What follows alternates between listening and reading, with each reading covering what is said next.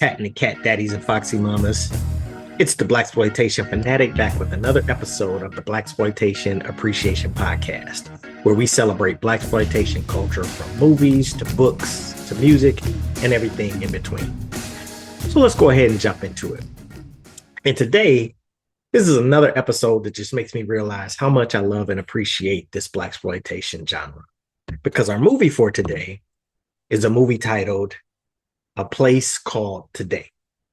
Now, this is a movie that most people have probably never even heard of. Those who have heard of it may not consider it a Blaxploitation movie, but it is definitely worth knowing about.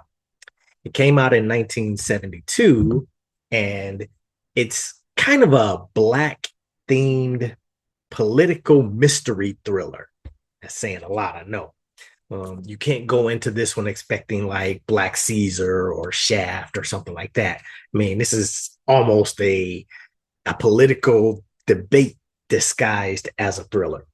And the overview of it is basically what you have is a Black mayoral candidate is suspected to be the culprit behind a series of bombings. Now, this particular one was written and directed by Don Shane.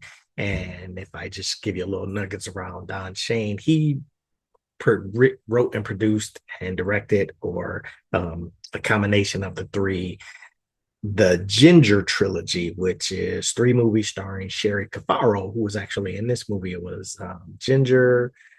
I forget what the second one was called, but I know the third one was called Girls Are for Loving. Okay.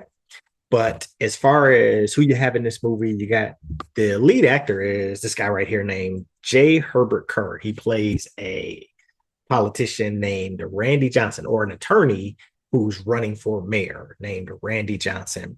And he did a really good job in this movie. I'm surprised that he actually only had two other movies after this one. I'm not sure what happened to him. Who you also have in this movie is Lana Wood. If you all know who that is, that's Natalie Wood's sister. And Lana Wood, she plays the character named Carolyn Schneider, excuse me. And she was also in a James Bond movie, Diamonds Are Forever. She played Plenty O'Toole in James Forever. And like I said, she's Natalie Wood's little sister. You got what's this guy's name? Richard Schmedley. He plays a character named Ron Carton. And he was actually married to Natalie Wood for a short time. I don't know if they were married during the filming of this movie or after, but they were married for about 4 years. And then you have Sherry Cafaro, who, like I said, was in the Ginger trilogy. And turns out she is, or was, because he's passed away, Don Shane's wife. So don't know if that's how she got the role or not, but and she's kind of known for going topless and showing off the tatas in a lot of her movies, which she does in this one as well. Okay. And then surprisingly, the only person who really had Blaxploitation credits is this guy here, Timothy Brown. He plays Steve Smith, with this kind of Randy Johnson's campaign manager. And you may recognize Tim Brown from, he was in Black Gun with Jim Brown, which we covered a few episodes ago. He was the lead in a movie called Dynamite Brothers. And I haven't seen Dynamite Brothers yet. That's on my list to watch, as well as he was in This Zebra Force. That's on my list to watch. And then he was also the lead in a movie called Black Heat. I saw that one, not all that, but it's probably one that I'll cover somewhere down the road. Okay. And then that pretty much was the crux or the core of the candidates. Now, with regards to this particular movie, like I said, this guy, Randy Johnson, J. Herbert Kerr as Randy Johnson, he's the main character in this movie. You know, basically this movie, a series of bombings is taking place throughout the city, and he enters the race for running for mayor on a platform of equality for all. And then doesn't seem like he can get a fair shake, even though he's the best candidate. His campaign manager, Steve Smith, played by Tim Brown, tells him, hey man, you're the best candidate. But you know, this was 1972, so he doesn't feel he can really win the election fairly. So he works with these radicals, the guys who were setting off the bombs, to the point of, you know, kind of inciting or keeping the violence going so he can run on this platform of equality for all and eliminating violence. Is one of his slogans or taglines was victory over violence. And it got to a point so that he actually crossed the line to the point of doing a kidnapping. I'll talk about a little bit later. So in watching this movie, you root for him as the candidate to become mayor, but you also wonder, like, man, is this guy an opportunist? Does he cross the line when he, asks these radicals to go and to keep continuing this cycle of violence and pulling off this kidnapping? So as you watch this, you have a number of questions and things that you'll ask yourself about. Is this a good guy or a bad guy type of deal? um Other folks, you have like I said, you got Lana Wood and Ron Tartan, or Ron and Carol, excuse me, Lana Wood and Richard Smedley playing Carol and Ron. And they kind of have a weird situation going on because they're a couple, but they recognize that they have fundamental differences. Like Ron, he's a TV news producer and director. Carolyn, she's like this political activist, very, very dedicated to the cause, almost to the point of here's a scene where she talks about they were having an argument, and he was talking about how dedicated she is to the cause. And then just kind of check out, this is one of the things she says: I'll steal for it, fuck for it, kill for it, and die for it. And she pretty much lives up to that throughout the movie. Okay. Now, throughout their relationship and them having these fundamental differences, Ron is also in a relationship with Sherry Cafaro, or she plays this character called Cindy Cartwright, who is she's the daughter of one of the cronies of the current mayor. Current mayor's name is what's the current mayor? It's Mayor Ben Atkinson. And he has this crony, this kind of like rich guy who kind of pulls, almost like his puppet master pulling the strings, named Alexander Cartwright. And Sherry Cafaro is Cartwright's daughter. And she's just basically this privileged, uppity chick who's having this relationship with Ron, almost to the point of she likes her sexual relationship with Ron more than she likes daddy's money, because he tries to put an end to their relationship and she's not having it. She even makes the statement that, Ron Scott keeps her happier than his money does, which is funny. So pretty much of this movie follows Randy trying to win the election, while the establishment, the media, the radicals, all of this is competing to shape the city's future. Okay. And so within that, as like I said, it's political diatribe and all that good stuff. It's the action that comes in this movie are the bombings and things of that nature, but the political story or the political backstory behind it is very intriguing, man, and it's very interesting. That's why I say it is definitely a watch that you want to say. Now, I will admit it is kind of dialogue heavy. It's a lot of dialogue in it. Some of the acting is pretty poor, but again, the subject matter is very relevant, because every so often, somebody in this movie will say something that'll have you thinking, man, this could have been written for today's times based on what's going on. Like, there is a scene where there's this little boy, so he's like late at night, kind of out courting, and Randy just happened to be walking. He was kind of like getting his thoughts together, walking at night, and he runs into this little boy. The little boy's being chased by a cop, and Randy runs into him, and he kind of inquires as to, hey, little man, why you out this late at night? And the boy gives him a story about, my mama works at night. She says that, she can only watches us during the daytime because she has to work at night. So, when she's out at night, I'm out here hanging out. And, Randy kind of talks to the little kid heart to heart, just saying, hey, man, your mom's doing the best she can. And, what you want to do is just strive to be a good boy. And it's just like a heart to heart conversation, man, a real sentimental scene. But after the little boy runs off, Randy turns to the cop that was chasing him and says, "Hey, man, he's a really good kid. I can tell he's a really good kid." And the cop says something to the extent of, "Well, most of the kids out here are, but this environment turns them bad." And it's just like, even though that was back from 1972, that's something that is, could still be relevant today.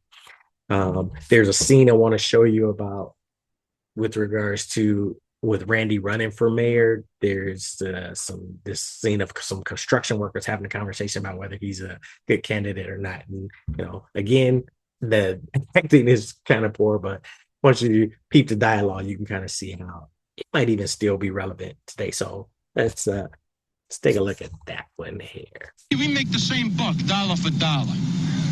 Shit, how many times we go across the street to Joe's for a beer after quitting time? That's you and me, and that ain't where it's at. Johnson's a good man, and he ain't worrying about one or two. What do you want? Everything on a silver platter? Let him go out and work for it. That's easy for you to say. When you wanted a job, you walked into the hall and the union hired you when they needed a man. Me, when I wanted one, my ass stood in line until they needed a black man. You're goddamn right. So, again, acting a little, but that scene kind of resonated with me with regards to the black guy telling the white guy, "Hey, man, when you wanted a job, all you had to do was show up. I had to wait until they needed to meet a quota, basically." And, when we think about, again, this came out in 1972. So, people were at this time would have been thinking about the civil rights movement, black political power, urban unrest, political violence, and distrust of institutions. A lot of that is still relevant today. And that particular scene with those guys made me think of, I'm here in Detroit where we have auto industry. And I know tons of guys, man, who talk about back in the day when they tried to get hired in the auto plants, and they were saying that the white dudes would, just show up and, they show up and apply, and they'd be like, "Hey, all right, go out to the line." Like that day, that moment, they'd send them out. But for the brothers, they kind of had to jump through hoops or wait until, they had to fill some quotas almost. So it's just that kind of stuck with me, where I was like, wow. And that's just kind of little things about this movie where, again, the acting isn't great. It's not a lot of high profile names in here, but the story in and of itself is a pretty good story, and definitely a recommended watch. So when we think about, this particular movie, I like to ask people, the question I pose to you is a Place Called Today kind of a forgotten blaxploitation film, or is it really just a political drama that happened to come out during the blaxploitation boom? Your thoughts, think about it. And then I'll leave you with this. Like I said, J. Herbert Kerr, not sure why he didn't do other movies. Like I said, when I did the research, it showed that he did 2 other movies, but he, as Randy Johnson, as a person running for office, he delivers some very fiery and powerful speeches. So this is what I'm gonna share with you real quick, a short one, just so you can get an example of some of his acting. All right, so let's peep this one out.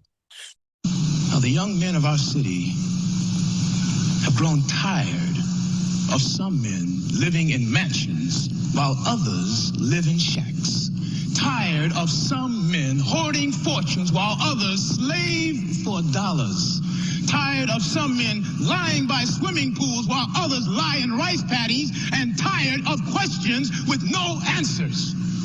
They have grown frustrated at the prospect of lies with no direction or meaning, and they have become embittered by the bullets that struck the Kennedy brothers and brother Martin Luther dead. They do not ask now.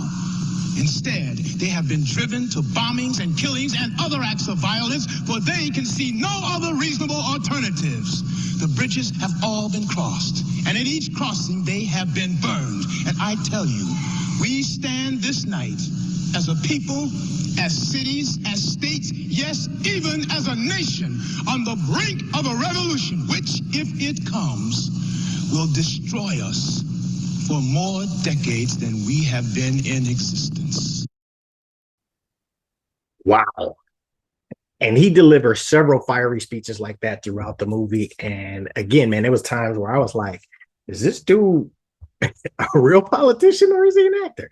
And for me, think he has the chops that he could have went on to do some other stuff. Not sure why, but just this particular entry, check it out, man. I'll give J. Herbert Kerr his flowers as Randy Johnson, and I'll actually give this movie its flowers. Again, you may say, it's not blaxploitation, it's political theater, but whatever. Check it out. I think it's a pretty decent movie. Okay. All right. So then if we shift over to our book for this week now, I don't have a blaxploitation paperback per se this week. I'm going to go back for this week.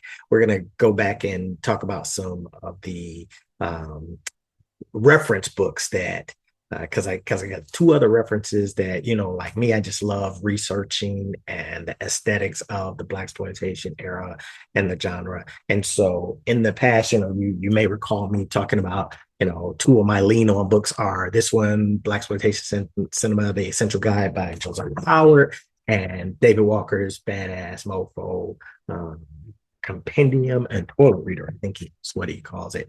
So if you haven't picked those up, pick them up. But two other resources that I got hip to well, this one, I actually remember reading this many years ago. This came out in 1998. It's called What It Is, What It Was. Let me go ahead and throw it up so you can see it a little bit better. Where is it?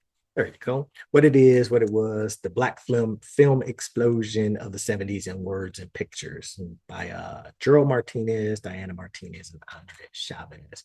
Now, it just talks about the movies from the 70s. It's a lot of beautiful visuals, but the nice thing about this one is they did interviews with several people who are fans of the genre. So some of the interviews they did are, people like they did Ice-T, got Keenan Ivory Wayans, John Singleton, got interview with Pam Grier, Rob Townsend, Rudy Ray Moore, director Jack Hill, Carol Speed from the era, Quentin Tarantino, you got Gloria Hendry from the era. So it's just cool book, man. So, if nothing else, just for the pictures and stuff like that, but some good reference in there. So if you get a chance. Now, the thing I went, because like I said, I read this many years ago. I don't have a personal copy. I had to check this one out from the library. So I think I'm going to get a copy. But when I went out looking for it, I guess it might be out of print because the copies that are out there are pretty expensive, man. They were running for like $90 or something like that. But to me, as a fan, if you're a true fan of the genre, it's worth it. You'll probably say, all right, I don't mind. All right. So that is the first one. Now, the next one, this one is, I got this off of Etsy. It's called the 1970s Black Cinema, a Visual Guide. And it was put together, I think he probably started selling this in the past 2 years by a guy named Kevin Baldwin. I think it's KEB Productions. He has this on Etsy. So let's go ahead and show you. See, that's the cover of it. But this one also has a lot of visuals and stuff. So, and he gives a little bit of information and, overview of the movies from the 70s. And the thing about this one, man, the thing that's so great about this one is, and I'll put the link to the Etsy link if you want to buy it. He did it up with the packaging. Like, it came in this right here. And not only does he give you, it comes in this is the book. But he gives you so much extras too. He added on this, the ladies of Black cinema. So it just kind of gives you, talks about some of the females. So this is, and a lot of them I covered in the series that I do, Blaxploitation Beauties. So I thought that was pretty awesome. What else did he offer in there? Oh, you get he has a bookmark that he came with it. And then I think these are magnets and stuff. So just cool, man. I mean, just a lot to, if you're a fan and, really love the genre and like me, love the aesthetics, give it an order. And like I said, I'll put a link to it in the show notes. And then the two things, something about these two that a lot of you will probably enjoy is I know Kevin threw out, I do not see the word blaxploitation in this book at all anywhere. And then I think the Martinez's and Chavez make very little mention of blaxploitation. Why is that important? Because some of you, I love you all for, tuning in and checking the show, but some of you have reached out and said that, hey, you don't like the term blaxploitation. So I know one person made the comment, hey man, I love your content, I just hate the name of your channel. And I respectfully appreciate that opinion, but I respectfully disagree as well. And to that, I kind of say I'll point you to a little kind of side journey I took in one of the prior episodes as to why I don't think the term blaxploitation should be considered a negative term. But for those of you that don't like the word blaxploitation but love the genre and the era, these would be two great resources for you, because again, neither one of these mentions blaxploitation at all. And that's a debate we could have till the cows come home. But yeah, me personally, I don't think anything's wrong with the term. And like I said, you can peep my video as to why I feel that way. All right. So those are our books, not necessarily blaxploitation paperbacks per se, but definitely books covering the blaxploitation genre as reference material. And so if we shift over to our music, and this is another reason why I just love this era, man, because our music for this week is the soundtrack to the movie Coffy. I am going to cover Coffy as a movie somewhere down the road.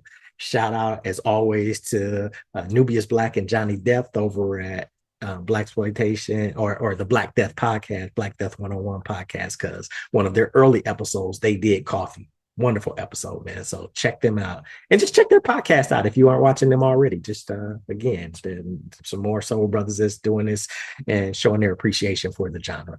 But the soundtrack to Coffy, when I watched the movie, I didn't really pay as much attention to the music because the movie was so good and so fast-paced and just being intrigued with Pam Grier, and watching the movie, and I've seen it several times, I didn't really the music complements the movie and enhances it. But when you listen to it as its own standalone, you realize just how awesome the soundtrack is.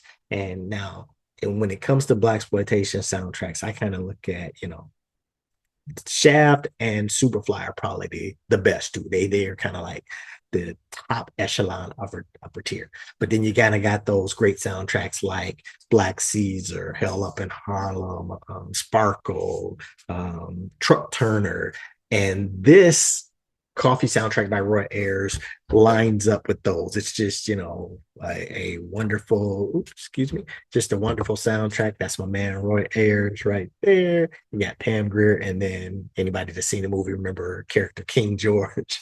But the movie itself, or the tracks itself, some of the tracks that are awesome is Coffy is the Color, Aragon, Brawling Broads, Escape, Shining Symbol. Those are all just funky, soulful tracks. And then my favorite track in the movie is Coffee Baby, because it's sung, it's Roy Ayers on the music, but lead vocals are done by Dee Dee Bridgewater, who, if I give you a couple Easter eggs or nuggets around that, Dee Dee Bridgewater was married to Gilbert Moses, who actually directed two blaxploitation movies. He directed Willie Dynamite and The Fish That Saved Pittsburgh, both of which at some point I'll cover.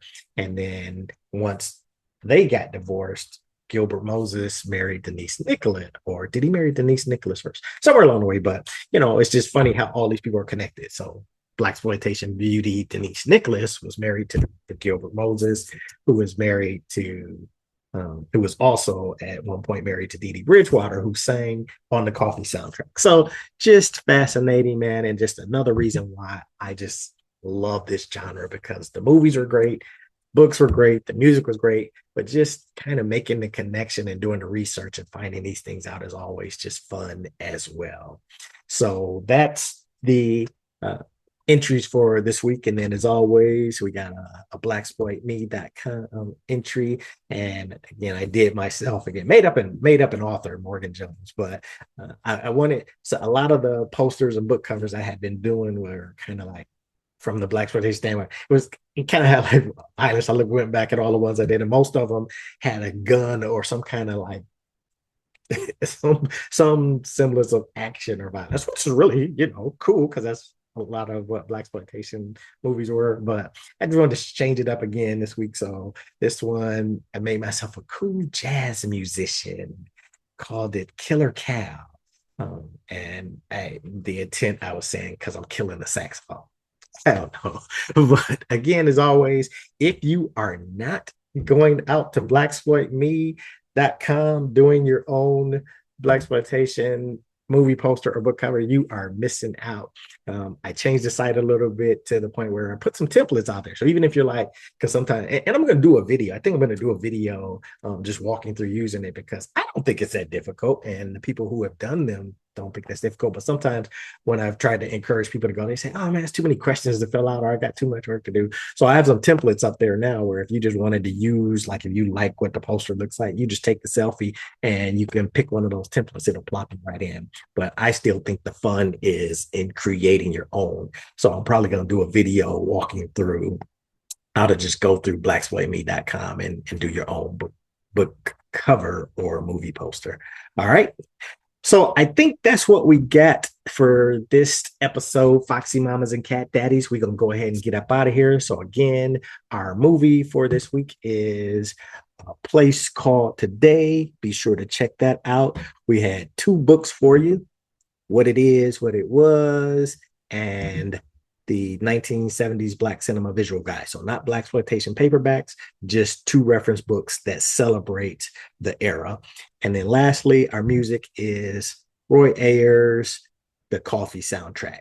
So check those all out, and I will catch you on the next one, Cat Daddies and Foxy Mamas. And as always, if you enjoyed the episodes, tell a friend. Let them know about it. If you're not enjoying the episodes, tell an enemy. Let them suffer the way you did. All right. Either way, we're good. So love y'all. I'll catch you on the next one. Peace.